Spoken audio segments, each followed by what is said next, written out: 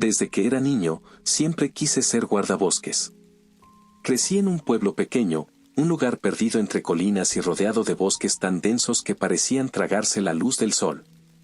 Los árboles eran mis compañeros silenciosos, sus ramas crujían como si susurraran secretos antiguos, y el canto de los pájaros era la banda sonora de mi vida. Las abejas zumbando entre las flores silvestres no eran solo insectos para mí, eran parte de un mundo vivo, palpitante, que me atraía con una fuerza que no podía explicar. Cada verano, exploraba los senderos cerca de mi casa, memorizando el aroma terroso de la resina de los pinos, el crujido de las hojas secas bajo mis botas gastadas. La manera en que la luz del sol se filtraba entre las ramas, pintando patrones dorados que danzaban en el suelo. Mi abuela, Doña Rosa, alimentó mi amor por la naturaleza. Sus manos callosas y sus ojos brillantes, que parecían ver más allá de lo visible, me fascinaban.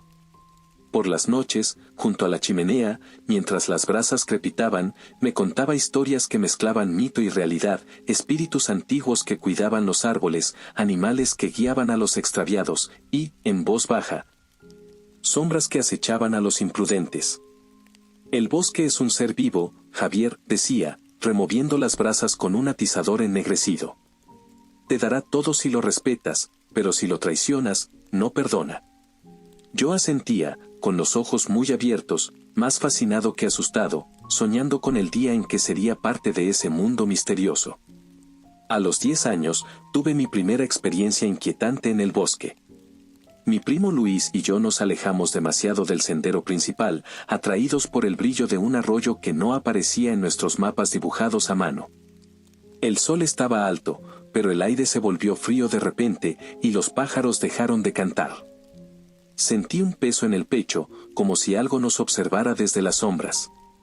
Luis, mayor y más valiente, se rió de mi miedo, pero cuando intentamos regresar, los senderos parecían diferentes, las rocas y árboles desplazados.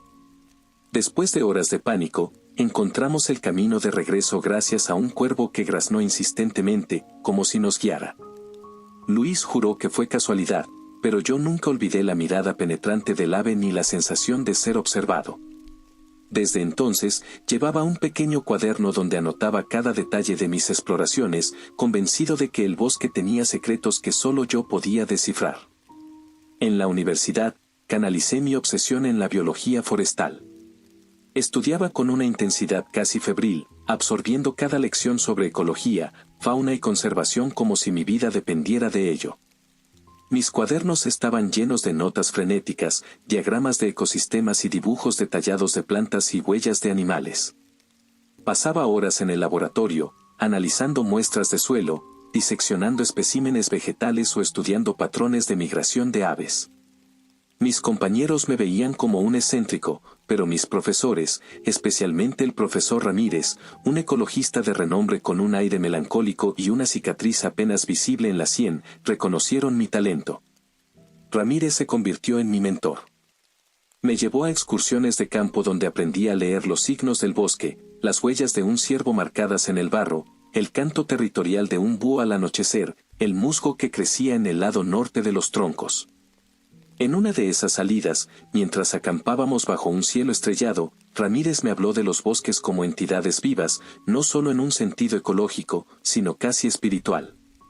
Hay lugares, dijo, con la mirada perdida en el fuego, donde la tierra tiene memoria. Donde no eres un visitante, sino un intruso. Escuché en silencio, sintiendo un escalofrío que no tenía nada que ver con el frío de la noche. Durante mi último año, trabajé en un proyecto de investigación bajo la tutela de Ramírez, un estudio sobre la regeneración forestal en áreas afectadas por incendios. Pasé meses en un parque estatal, tomando muestras, entrevistando a guardabosques y analizando datos. Mi trabajo fue premiado en una conferencia académica, y Ramírez me felicitó con un abrazo raro en él. «Tienes un don, Javier», me dijo. «Pero ten cuidado. La naturaleza no siempre es amable con quienes la entienden demasiado». Reí, atribuyéndolo a su melancolía, pero guardé esas palabras en un rincón de mi mente. Cuando me gradué, con mi diploma en mano y el orgullo de mi familia resonando en cada abrazo, sentí que por fin estaba a un paso de mi destino. Planeaba trabajar en un parque nacional, proteger los bosques que tanto amaba y, tal vez, descubrir los secretos que había sentido desde niño. Pero la realidad me golpeó duro. Los empleos en parques nacionales o estatales eran escasos, y la competencia, feroz. Enviaba decenas de solicitudes, adaptando mi currículum y cartas de presentación hasta la extenuación, pero solo recibía rechazos automáticos o, peor aún, silencio. Como recién graduado, mi experiencia se limitaba a prácticas universitarias y trabajos de verano en viveros locales, nada que me destacara entre candidatos con décadas en el campo. Mis ahorros, acumulados con trabajos esporádicos durante la universidad, se evaporaban rápidamente. Las deudas de los préstamos estudiantiles se acumulaban y mi dieta se reducía a fideos instantáneos, café barato y, en los días buenos, una manzana compartida con mi compañero de apartamento. Un estudiante de ingeniería que apenas veía. Las noches en mi pequeño apartamento eran largas, llenas de ansiedad y el peso de las facturas sin pagar. Me sentaba frente a mi laptop, revisando portales de empleo hasta que los ojos me ardían, preguntándome si había cometido un error al seguir mi pasión en lugar de elegir una carrera más práctica. A veces, hojeaba mi viejo cuaderno de infancia, lleno de dibujos de árboles y notas sobre el canto de los pájaros, buscando una chispa de la esperanza que me había impulsado. Pero incluso eso comenzaba a sentirse como un sueño infantil, lejano e inalcanzable. Una mañana, mientras revisaba mi buzón con la esperanza de encontrar algo más que avisos de cobro, encontré una carta que me hizo detenerme. Era un sobre de papel grueso, con mi nombre escrito a máquina en una tipografía anticuada que parecía sacada de otra época. El membrete decía Parque Estatal de Valverde, un lugar del que nunca había oído hablar. La carta era una oferta de trabajo como guardabosques junior, con un salario modesto pero suficiente para empezar. No recordaba haber solicitado ese puesto, pero la emoción opacó cualquier duda. Ese mismo día, tenía planeado tomar un café con el profesor Ramírez, así que guardé la carta en mi mochila para mostrársela. En la cafetería, Ramírez me recibió con su habitual sonrisa cálida, pero cuando le entregué la carta, su expresión cambió.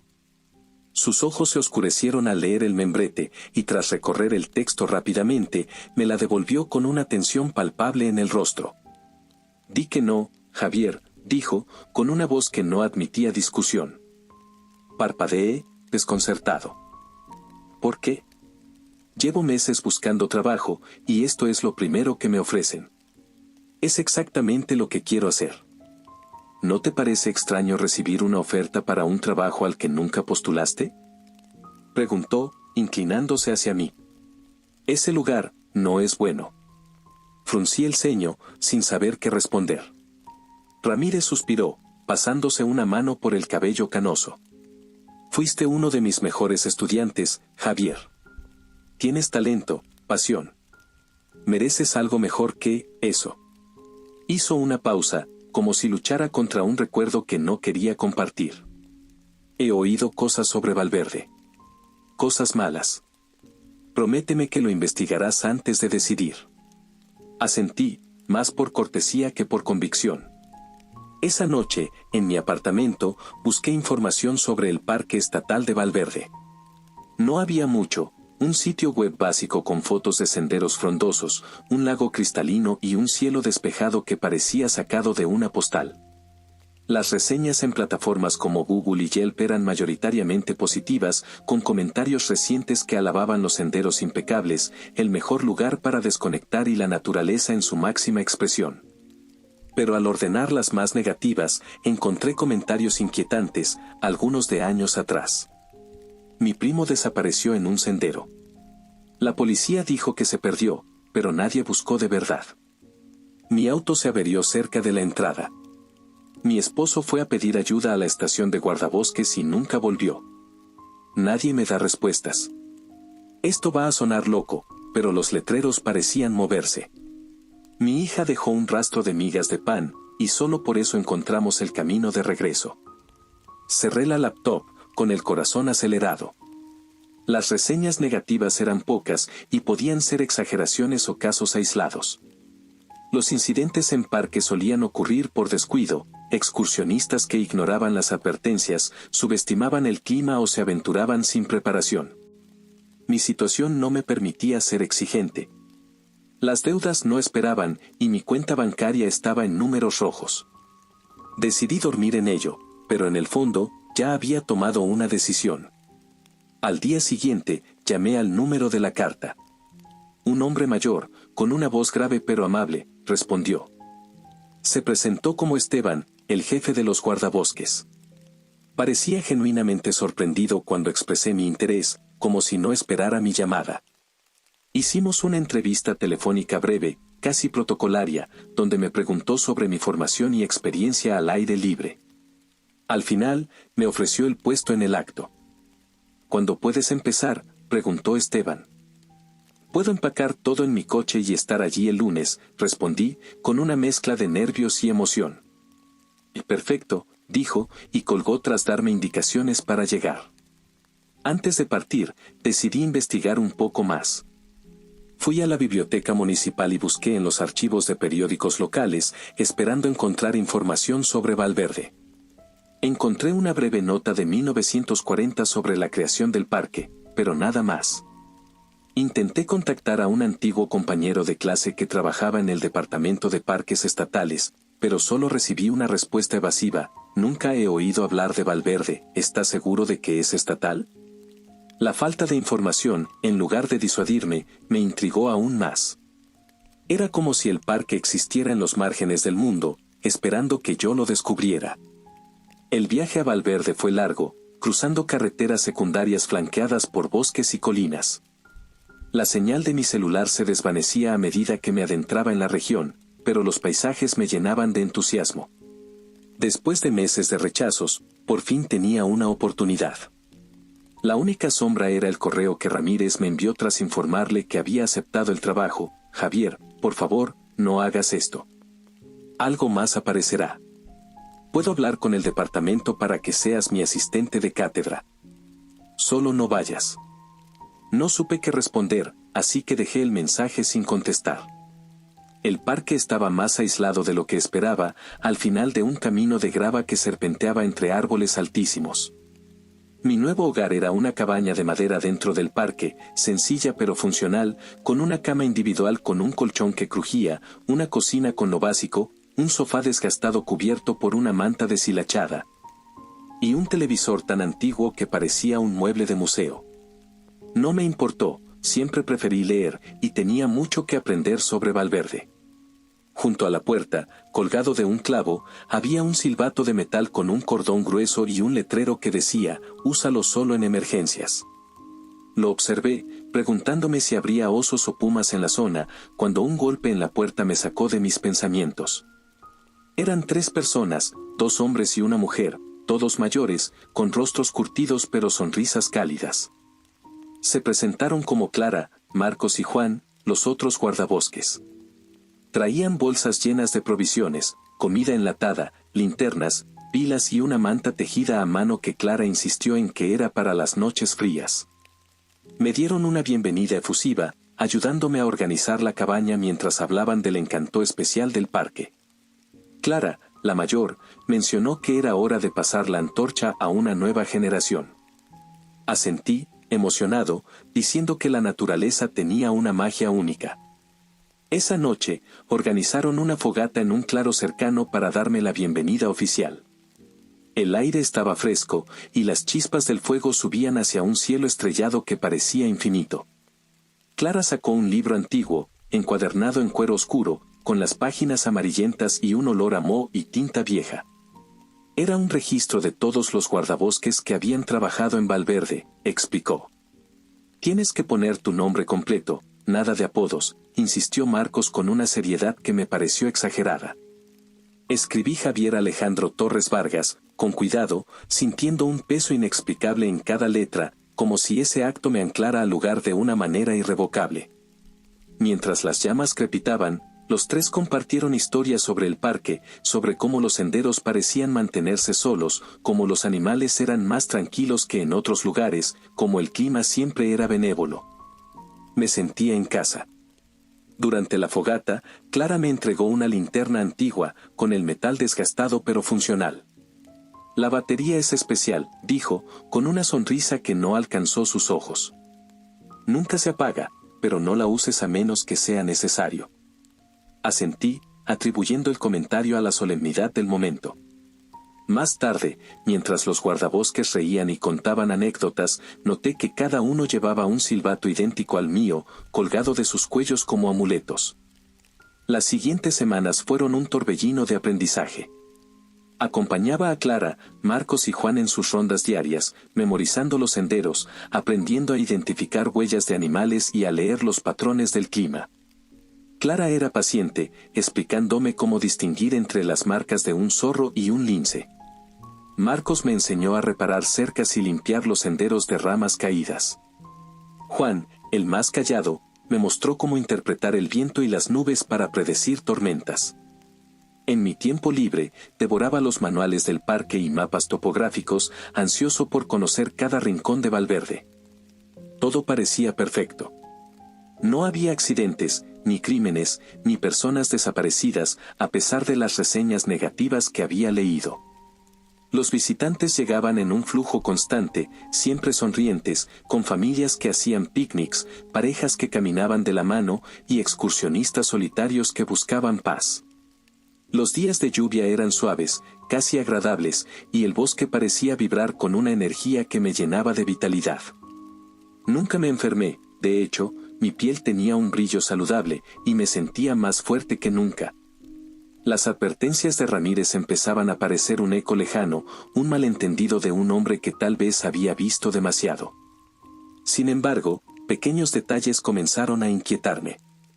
Los mapas del parque, aunque detallados, parecían inconsistentes, senderos que aparecían en un mapa no estaban en otro, y algunos puntos de referencia, como un roble torcido o un arroyo cristalino, parecían cambiar de lugar. Una vez, mientras patrullaba con Juan, noté que un letrero que indicaba el sendero del roble apuntaba hacia el este, pero al día siguiente, el mismo letrero señalaba al norte. Cuando lo mencioné, Juan se limitó a encoger los hombros y dijo: «El bosque tiene sus manías». La respuesta, dicha con una calma desconcertante, me dejó con más preguntas que respuestas.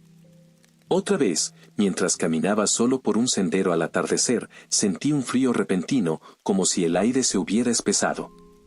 Los pájaros dejaron de cantar, y el silencio era tan profundo que podía escuchar mi propia respiración. Me giré, esperando ver un animal o un excursionista, pero no había nada. Sin embargo, por el rabillo del ojo, creí ver una sombra moverse entre los árboles, alta y delgada, como una figura humana, pero incorrecta.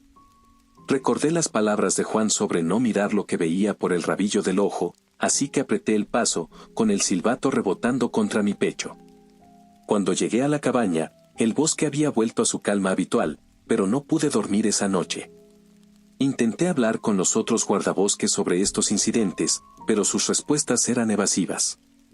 Clara cambiaba de tema con una sonrisa, Marcos hacía chistes sobre novatos con demasiada imaginación y Juan simplemente me miraba en silencio, como si evaluara cuánto sabía. Comencé a llevar mi cuaderno de infancia otra vez, anotando cada anomalía, letreros que cambiaban, senderos que parecían moverse, sombras que no deberían estar allí. También noté que los guardabosques evitaban ciertos senderos al anochecer, especialmente uno marcado como Sendero del Silencio, que no aparecía en los mapas turísticos. Una tarde, mientras organizaba la cabaña, encontré un diario escondido bajo una tabla suelta del suelo. Las páginas estaban llenas de anotaciones en una letra apretada, desvaída por el tiempo. Era de un guardabosques llamado Miguel, que había trabajado en Valverde en los años 70. Las primeras entradas eran optimistas, describiendo la belleza del parque y su orgullo por protegerlo. Pero a medida que avanzaban, el tono cambiaba. Hablaba de cosas que se mueven en la noche, de letreros que mienten y de un hambre que sentía en el bosque. La última entrada, fechada en 1978, decía: «Mañana es el sacrificio. No sé si podré hacerlo. El bosque me prometió que sería el último, pero no le creo». El diario terminaba abruptamente, y no había más registros de Miguel en el libro de guardabosques. Guardé el diario en mi mochila, con la intención de mostrárselo a Ramírez, pero no me atreví a mencionarlo a los otros. El descubrimiento me llenó de un miedo nuevo, pero también de una curiosidad obsesiva. Decidí explorar el sendero del silencio, a pesar de las advertencias implícitas. Una mañana, antes del amanecer, salí de la cabaña con mi linterna, el silbato y el diario de Miguel. El sendero era estrecho, cubierto de musgo, y los árboles eran más densos, con sus ramas entrelazadas como si quisieran bloquear el paso. A unos metros, encontré un círculo de piedras negras, dispuestas con una simetría que no parecía natural. En el centro, había un trozo de tela rasgada, manchado de algo oscuro. Toqué el suelo, y mis dedos volvieron húmedos y pegajosos. Corrí de vuelta a la cabaña, con el corazón latiendo en los oídos, prometiéndome no volver. Una noche de finales de otoño, durante una reunión junto a la fogata, todo cambió. Clara anunció que los próximos días serían especiales. Durante 3 días, cambiaríamos los letreros de los senderos, los giraríamos en direcciones equivocadas, los esconderíamos en arbustos o los quitaríamos por completo. Luego, los restauraríamos como si nada hubiera pasado. Su tono era práctico, como si discutiera una tarea rutinaria, pero sus ojos tenían un brillo que no había visto antes. ¿Es por mantenimiento? ¿O para desviar a los visitantes de alguna zona?, pregunté, confundido. Los 3 me miraron en silencio, con sus rostros iluminados por las llamas. No había rastro de sus habituales sonrisas. No, dijo Juan, con una voz que me heló la sangre. Hay gente en el parque que puede salir herida, insistí, sintiendo un nudo en el estómago. ¿Cómo encontrarán el camino si los letreros están mal? Hubo silencio. Sus ojos me observaban, inmóviles, como si esperaran que entendiera algo que aún no alcanzaba a comprender. No entiendo, dije, con la voz temblorosa. El bosque exige un sacrificio, dijo Clara, con una solemnidad que me erizó los vellos. Solté una risa nerviosa, esperando que rompieran en carcajadas, que dijeran que era una broma para asustar al novato. Pero sus rostros seguían pétreos.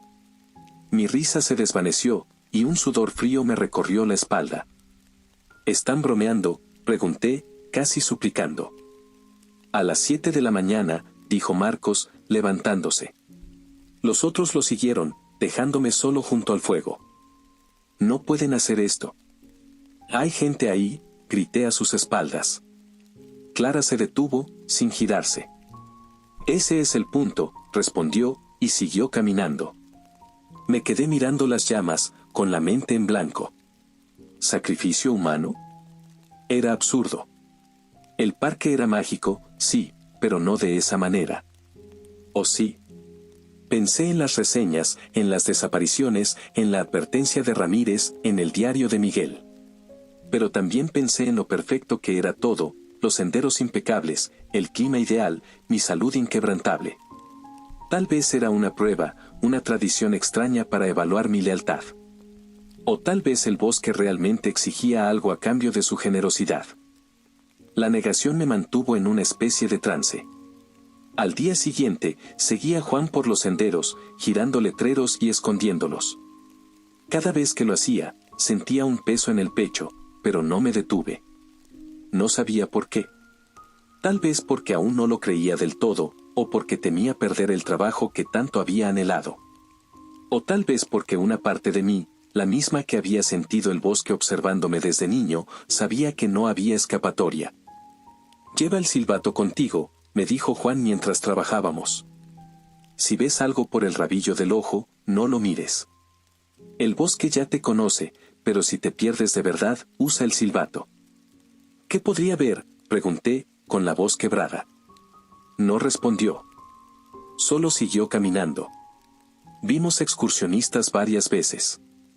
Familias con niños que corrían entre los árboles, parejas que se tomaban fotos, grupos de amigos con mochilas llenas de equipo de campamento. Una vez, abrí la boca para advertir a un hombre joven que llevaba una guitarra colgada al hombro, pero Clara me lanzó una mirada tan feroz que olvidé respirar. Luego, con una sonrisa dulce, le indicó un sendero que sabía que estaba mal señalizado.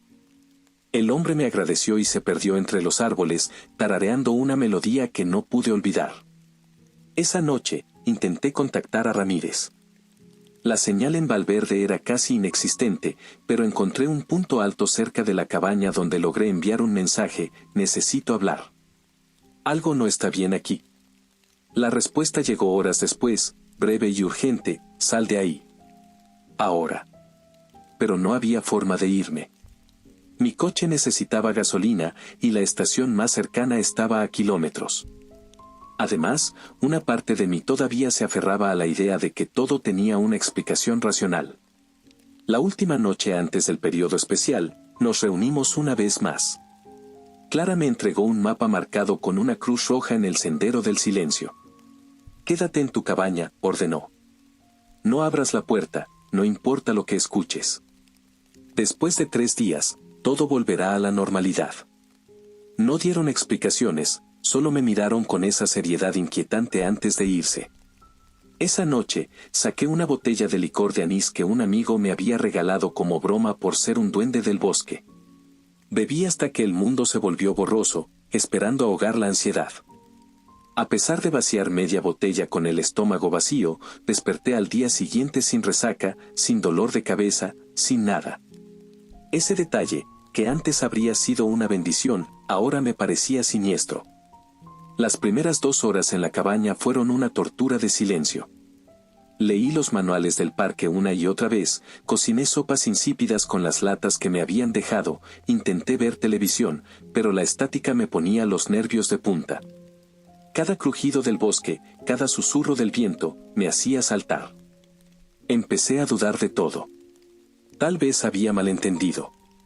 Tal vez era una prueba de mi capacidad para seguir órdenes sin cuestionar. Tal vez las reseñas eran exageraciones y Ramírez solo estaba paranoico. Pero casi al amanecer, los gritos rompieron el silencio. Eran desgarradores, cada vez más cercanos, acompañados por el crujido de ramas y un sonido húmedo, como pasos en el barro. No pensé cuando corrí a la puerta y la abrí. No pensé cuando vi a un hombre corriendo hacia la cabaña, con la ropa hecha jirones, el rostro cubierto de sangre y moretones, mechones de cabello arrancados como si algo lo hubiera atacado. No pensé cuando grité: entra. Rápido. No pensé cuando salí al porche, cruzando el umbral. No pensé cuando saqué el silbato y lo soplé con todas mis fuerzas. El hombre estaba a pocos metros, con una mirada de alivio que me partió el corazón. Sus brazos se extendieron, a punto de tocarse, y entonces el bosque lo devoró. No hay otra forma de describirlo. Los árboles se inclinaron, el suelo se abrió, el aire mismo se convirtió en una fauces oscura que lo engulló. Desapareció, como si nunca hubiera existido. Me quedé paralizado, con el silbato aún en los labios. Sentí el bosque observándome. Su presencia, antes cálida y acogedora, ahora era un frío glacial que me atravesaba.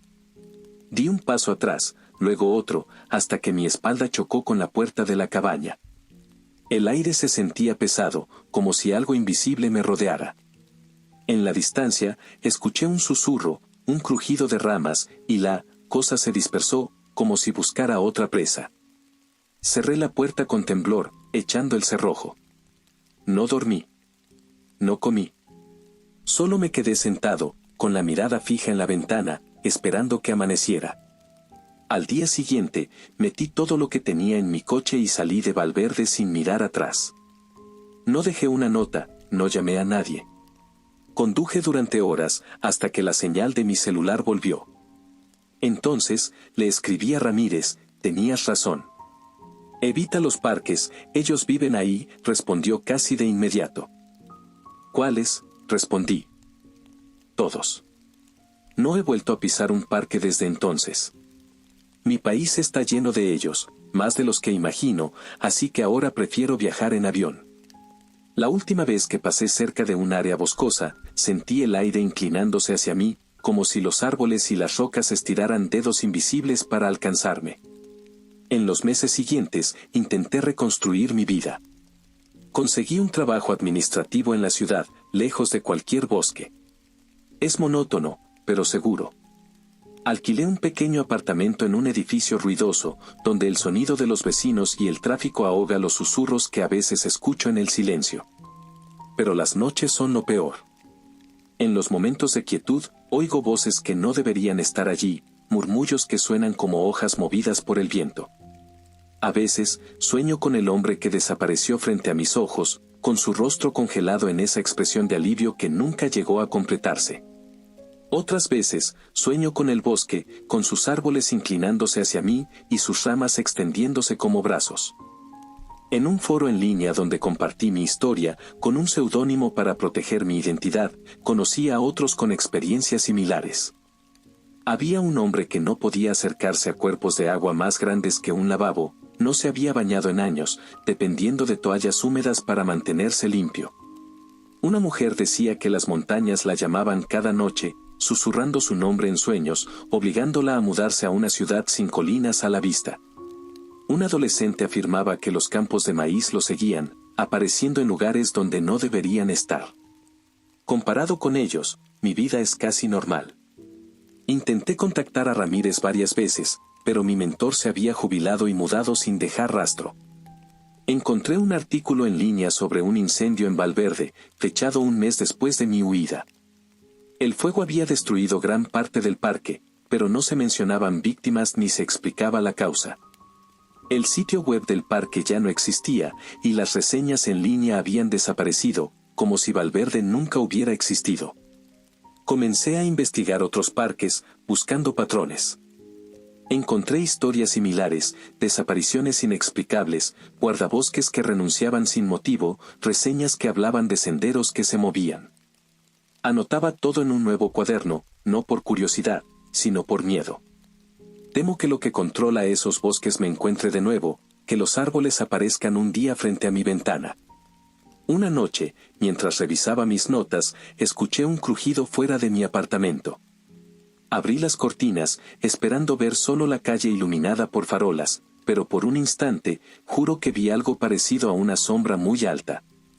Parpadeé, y desapareció, reemplazado por un poste de luz. Cerré las cortinas, con el corazón acelerado, y me prometí no volver a mirar.